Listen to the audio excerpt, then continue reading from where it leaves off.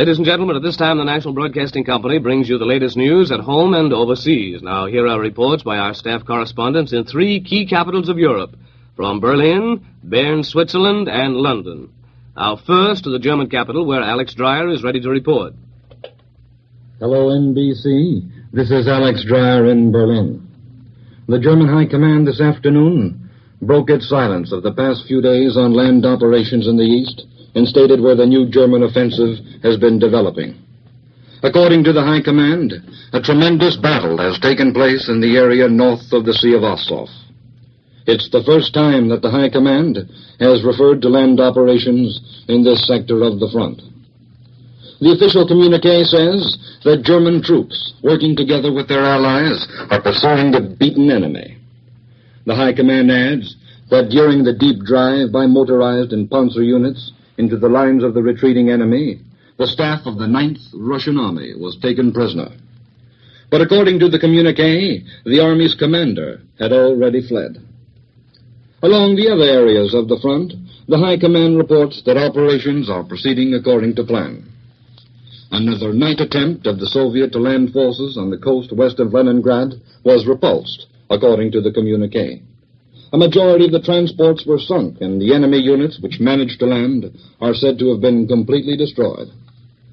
The Luftwaffe last night is reported to have directed attacks against Leningrad and Moscow. Although not mentioned by today's High Command, the port of Rostov on the mouth of the Don for the first time was attacked yesterday by the Luftwaffe. In the turbulent little protectorate of Bohemian Moravia, where the Gestapo is reported to be pushing through a thorough cleaning-up program, at least one man has had his sentence of death postponed, but of course only for the moment. He is Elias, the 62-year-old premier of the protectorate, who was sentenced to death after having been charged and tried with the preparation of high treason. But here's the interesting angle. Hitler himself ordered the postponement.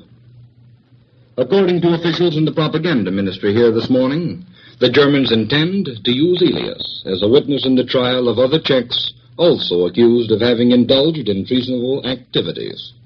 Czech papers have carried the report of the postponement. Negotiations for the exchange of wounded prisoners of war between the British and the Germans have fallen completely through, according to information available here today. The official Foreign Office spokesman today at noon said that the British conditions for the exchange are simply grotesque. According to the spokesman, the British expected to return but 50 wounded Germans in exchange for some 500 wounded British. The exchange was to have started today. The spokesman added that arrangements for the exchange were first begun on a purely diplomatic basis through the good offices of the United States, but that the British yesterday started to twist the thing into a propaganda offensive through the means of the British radio. The Germans are willing to make an exchange, he said, but only on a one-for-one basis. He then suggested that the British load up some of their boats with German internees, that is, women and children, and whereby a one-to-one ration exchange basis could probably be worked out. This is Alex Dreier in Berlin, now returning you to NBC in New York. Now, next we hear from Charles Lanius in Bern, Switzerland. Hello, NBC. This is Charles Lanius in Bern.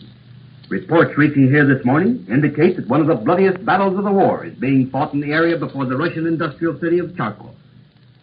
After the capture of Poltava, the Germans are said to have thrown in heavy reinforcements in order to continue their thrust toward Charkov without a let-up. This new force is apparently meeting with terrific resistance. Moscow claims that Budyeni has succeeded in regrouping his armies and has started a flanking counteroffensive, which has completely stopped the German drive. The Germans say that progress is being made. They admit, however, that the going is tough, and one Berlin message states that the battle is developing into one of the biggest yet fought in the East. It would seem that the Germans are putting all they have into this fight, presumably because they feel they must take Charkov and then push upward toward Moscow before the winter weather catches up with them. All this appears to be in line with the German High Command's supposed plan to encircle the Russian capital in a giant pincer's move from the north and the south. Although the heaviest fighting appears to be in the upper section of the southern front, extremely hard fighting seems to be going on all along the entire front. The Reds have announced the whole of Timoshenkov's forces in the center and important parts of Voroshilov's armies in the north have now moved into battle with the invaders. So with Budyeni's reorganized forces counterattacking in the south, men are fighting along the whole length of the eastern front. The Germans to blitz on into Moscow and make their kill before bad weather starts, and the Russians to hold them up and subject their attackers to the uncertainties and difficulties of a long winter campaign. Today, the Soviets announced that the situation in the Crimea isn't as critical as it first seemed. There, mixed divisions of Red infantry and Marines have tangled with the German infantry. The Russians claim the Germans were defeated. They also report another victory over the German infantry in the Odessa area. Odessa is turning out to be a hard nut for the Germans to crack. More than a month and a half ago, I was invited, along with other correspondents, to go on a military junket to Odessa. Odessa was then expected to fall momentarily. And from Berlin, it certainly looked that way. We were even told the day we would leave Berlin. Of course, that trip was postponed, and now those in charge of arrangements would like to forget about it entirely. They probably could if it weren't for a few comic correspondents who seem to get a kick out of asking officials when the trip to Odessa is to start. Around the propaganda ministry, they used to take it seriously, but now they've caught on and just laugh it off. Up north, Leningrad seems to be standing as firmly as Gibraltar, and the Reds deny that that city is in any danger of being taken. The Russians claim that if the Germans expect any measure of success in that area, it'll be necessary to maintain an army of 1 million men there during the winter. Another Moscow message contains a frank admission that the Germans are now numerically superior in tanks and other equipment. The report goes on to say that the German infantry divisions have greater quantities of automatic arms than their own infantry, but that this superiority is by no means a crushing handicap. It's pointed out in the dispatch that in spite of this armament deficiency, the Russian armies are still very well equipped. From these statements, it would appear that the Russians need the long winter campaign they're fighting for as a breathing spell, during which they hope to make up some of their losses in equipment. This is Charles Lanius in Bern. I now return you to NBC in New York. Our next report is from the British capital. Go ahead, London. This is John McBain in London. British submarines have had new successes in the Mediterranean. The Admiralty today reported that the undersea craft have sunk or hit by torpedoes and seriously damaged 11 Italian ships. The attempt to arrange the exchange of wounded prisoners between Britain and Germany has broken down, and the German prisoners who've spent the past 3 days in the hospital ships at New Haven are today being disembarked and returned to their prison camps and hospitals. Everything had been arranged, and the Germans would have left Britain last night, after the dramatic exchange of radio messages between the British and German governments. Then came the final German statement that in spite of the Geneva Convention, they were demanding a prisoner-for-prisoner exchange. Originally, all the British wounded, about 1,500, were to be exchanged for all the German wounded, less than 100. The last-minute German change of mind leads some observers to the belief that the whole thing was a carefully calculated incident in the German war of nerves, intended to put the British government in the position of having to refuse to bring home badly wounded British soldiers. Although the exchange can mean little, in a war in which many thousands are being killed and wounded each day on the Russian front, relatives of the wounded British soldiers have certainly suffered a severe blow after days of thinking that their menfolk would soon be home. It was officially stated in London today that the British government now aren't prepared to risk being made the victims of a flagrant breach of faith on the part of the German government, more especially as the bulk of the British sick and wounded would clearly lose all chance of repatriation. It's officially emphasized here that the German government, when the negotiations began, were only concerned with the prisoners of war, and didn't insist, although they mentioned it, that civilian internees be repatriated. Then the Germans demanded the mutual repatriation of sick and wounded combatants in third countries like Era, Uruguay, and unoccupied France. The British agreed to the repatriation of civilian internees and got together a batch of 60 German women prisoners to send home.